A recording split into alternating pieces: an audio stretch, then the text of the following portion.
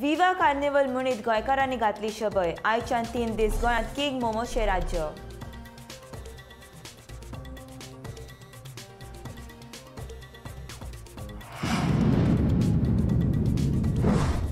Russia युक्रेनाची गैर चालूच। संयुक्त राष्ट्राचे सुरक्षा परिषदेत भारताची तटस्थ भूमिका।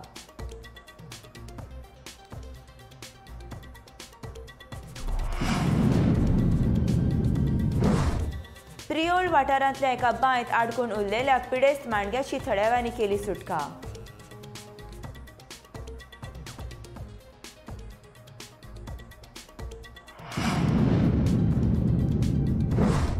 शाश्टींतल्या 13 वर्सां पिरायेच्या चलयेक एका अनवळखी मनशान केलें अपहरण।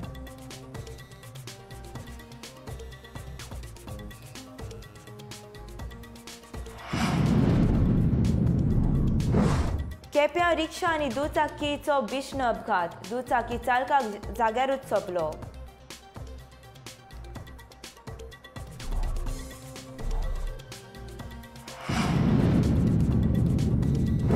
गोंय वैजकीय महाविद्यालयात आमकार 3 गाड्यांचो भिरांकूळ अपघात। बसींतल्यान 20 जाणांक दुखापत।